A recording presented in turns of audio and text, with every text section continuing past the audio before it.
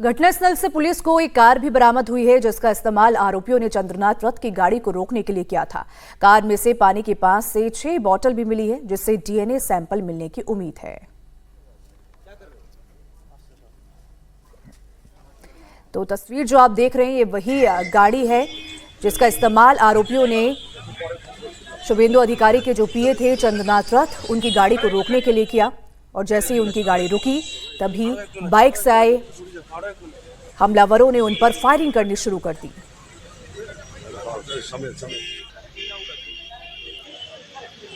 इस वक्त हम मध्यग्राम के दौलताला इलाके में हैं, जहां शुभेंदु अधिकारी के पीए चंद्रनाथ रथ की हत्या कर दी गई।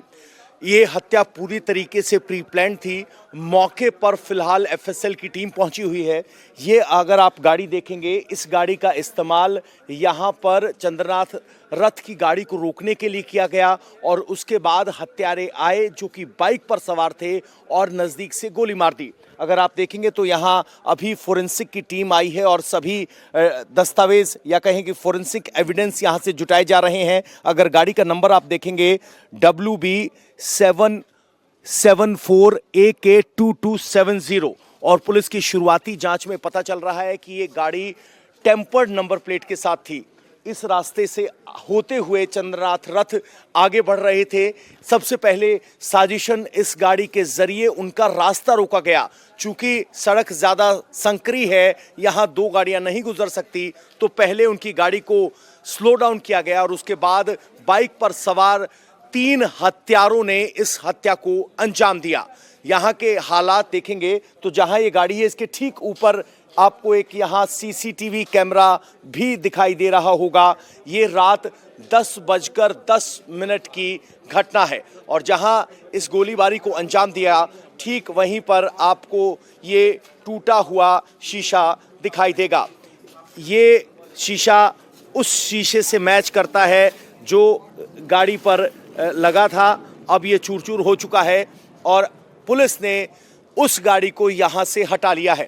आपको बता दें, रथ की गाड़ी जो कि पीए थे शुभेंदु अधिकारी के, उस पर वेस्ट बंगाल लेजिस्लेटिव असेंबली का स्टिकर लगा हुआ था। यानी हत्यारों ने पहले से आइडेंटिफाई करके रखा था, उनका पीछा किया जा रहा था और जैसे ही ये संकरी गली देखी, एक गाड़ी का यहाँ इस्तेमाल किया गया और उस गाड़ी का इस्तेमाल करने के बाद यहाँ पर उनकी स्पीड को स्लो किया गया। अब यहाँ एफएसएल की टीम अलग अलग डेटा इकट्ठा कर रही है, जिसे कहते हैं कि फोरेंसिक एविडेंस इकट्ठा कर रही है। अंदर नहीं जाएंगे सर। अगर आप देखेंगे तो इस गाड़ी में आपको हम सीट पर बहुत सारी बोतलें देख पा रहे हैं जो इस गाड़ी में पड़ी हैं। यहाँ से भी डीएनए डेटा बहुत सारा आएगा। डेटा के अलावा गिना जा रहा है कितनी, कम से कम 6 पानी की बोतलें और 1 सॉफ्ट ड्रिंक की बोतल यहाँ पर है और उन बोतलों की भूमिका डीएनए सैंपल इकट्ठा करने में बहुत महत्वपूर्ण हो सकती है। फिलहाल जो गाड़ी थी जिस पर हमला हुआ, उसे फोरेंसिक जांच के लिए यहाँ से हटाया जा चुका है और जिस गाड़ी का इस्तेमाल साजिश के तौर पर रथ की गाड़ी को रोकने के लिए किया गया, उसकी फोरेंसिक एविडेंस पर जांच की जा रही है। और इस बीच शुभेंदु अधिकारी के पीए के मर्डर को लेकर टीएमसी का बयान भी सामने आया है। टीएमसी ने चंद्रनाथ रथ की हत्या की निंदा की है और इसकी जांच सीबीआई से करवाने की मांग की है। टीएमसी ने एक बयान जारी करके कहा है कि चुनाव के नतीजों के बाद बीजेपी और टीएमसी के जितने कार्यकर्ताओं की हत्या हुई है, उसकी जांच तो सीबीआई से ही करवाई जाए।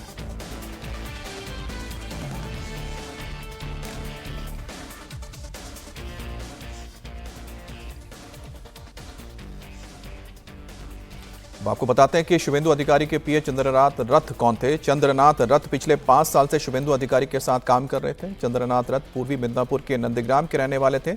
शॉर्ट सर्विस कमीशन के तहत आर्मी में सेवाएं दे चुके थे। सेना से रिटायर्ड होने के बाद शुभेंदु अधिकारी के निजी स्टाफ के रूप में उन्होंने काम करना शुरू किया। चंद्रनाथ रथ और उनका परिवार पहले टीएमसी से जुड़ा था। शुभेंदु अधिकारी के टीएमसी छोड़ने के बाद रथ का परिवार भी बीजेपी से जुड़ गया। चंद्रनाथ रथ चुनाव प्रचार अभियान से जुड़ी अहम जिम्मेदारी संभाल रहे थे। और ये तस्वीर आप देख रहे हैं चंद्रनाथ रथ की है, जो पिछले 5 साल से शुभेंदु अधिकारी के साथ काम कर रहे थे। उनका परिवार पहले टीएमसी के साथ जुड़ा हुआ था। जब शुभेंदु अधिकारी ने बीजेपी के साथ अपनी पारी शुरू की, उस वक्त उनका परिवार भी शुभेंदु अधिकारी के साथ बीजेपी में शामिल हो गया। चंद्रनाथ रथ शॉर्ट सर्विस कमीशन में के तहत आर्मी में काम कर चुके हैं और उसके बाद आर्मी में सेवाएं देने के बाद उन्होंने शुभेंदु अधिकारी के साथ काम करना शुरू किया। वहीं मध्यम ग्राम में अपने पीए चंद्र की हत्या पर शुभेंदु अधिकारी ने कहा कि ये एक सोची समझी हत्या है। डीजीपी ने भी बताया कि 2 से 3 दिनों तक रेकी की गई थी और हत्या की पूरी प्लानिंग बनाई गई थी। हालांकि पुलिस ने जांच शुरू कर दी है। उन्होंने कहा कि इस घटना की निंदा करने के लिए शब्द नहीं है, लेकिन आरोपियों को छोड़ा नहीं जाएगा।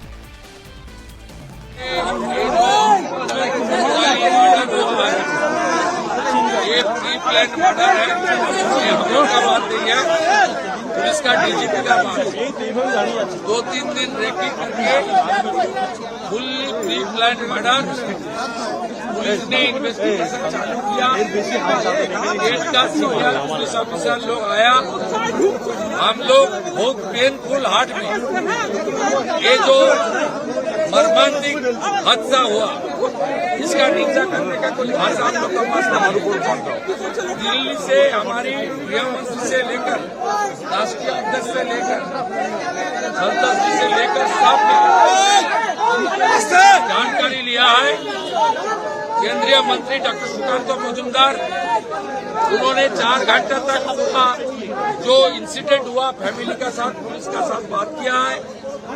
पार्टी की ओर से ऑनरेबल एमपी पार्टी का विशेष ज्योतिर्मय सिंह महातो जी और कम से कम 20 चुने हुए विधायक सब अपने अपने क्षेत्र छोड़कर ये जो हुआ है इसके लिए परिवार का साथ और हमारी वार्कार का साथ रहने के लिए आया है।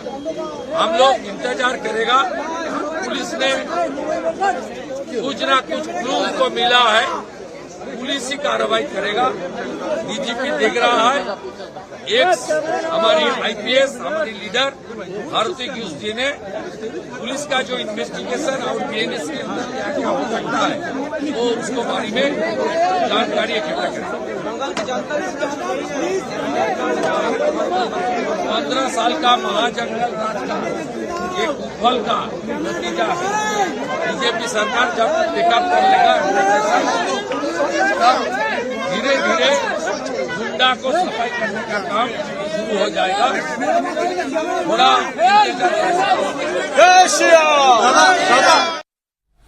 वहीं मामले पर केंद्रीय मंत्री सुकांतो मजूमदार ने दुख व्यक्त किया है और साफ कहा है कि किसी को भी बख्शा नहीं जाएगा। कानूनी प्रक्रिया के जरिए सभी को सजा दिलाई जाएगी। उन्होंने भरोसा दिया है कि हमारी सरकार सत्ता संभालते ही सब कुछ ठीक किया जाएगा।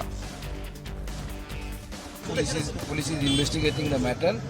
आप धैर्य रखिए। कार्यकर्ता को हमने बोला कि धैर्य रखिए और पुलिस पूरा व्यवस्था लेगी। डीजी साहब आए थे खुद और डीजी पुलिस ने जो बताया इन्वेस्टिगेशन बहुत दूर तक गया है।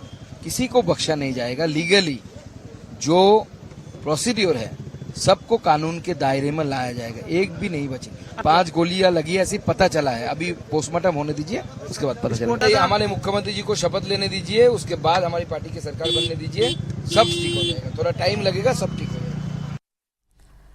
वहीं चंद्रनाथ रथ हत्याकांड पर बीजेपी नेता अर्जुन सिंह ने अभिषेक बनर्जी पर बड़ा आरोप लगाया है। उन्होंने कहा कि अभिषेक बनर्जी ने ही ये हत्या कराई है। वो एक संदेश देना चाहते हैं कि हम सरकार में भले ना हो लेकिन तुम्हारे ऊपर भारी हैं, लेकिन इसका जवाब मिलेगा।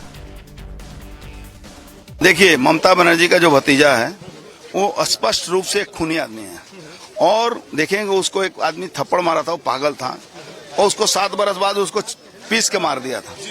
उसको हार बर्दाश्त नहीं हो रही क्योंकि 2000 पुलिस, करोड़ों रुपया का लूट। अब उसने क्या किया कि एक मैसेज दिया, मैसेज बंगाल के लोगों को दिया। वो मैसेज में ये हमारे चंद्र कुमार रथ को हत्या करवाई उसने। बिना तृणमूल कांग्रेस का एक कोई कर ही नहीं सकता है। उसकी पर्सनल एनिमी है किससे बताइए? वो आदमी दिन भर शुभेंदु अधिकारी जी के लिए काम करता है। वो विधानसभा का उनका जो पीएस मिलता है उसका वो सरकारी आदमी है। पूरा काम आजकल रेकी करना बहुत आसान काम है और जहां एजेंसी मिली हुई हो वहां रेकी करना बहुत आसान काम। मैं तो एक बात जानता हूं, अगर तेरे जिंदा रहने से मैं मरता हूं तो तू मर। हमने को जान दे के पार्टी पॉलिटिक्स नहीं करना है। बेचारा पार्टी पॉलिटिक्स वाला आदमी नहीं था वो। बेचारा एक सीधा साधा शुभेंदु बाबू के साथ काम करता था। अब ये मैसेज दिया गया कि ब्रेन को मारो, जो लोग साथ में रह के काम करते हैं, मैनेज करते हैं, उसको मारो।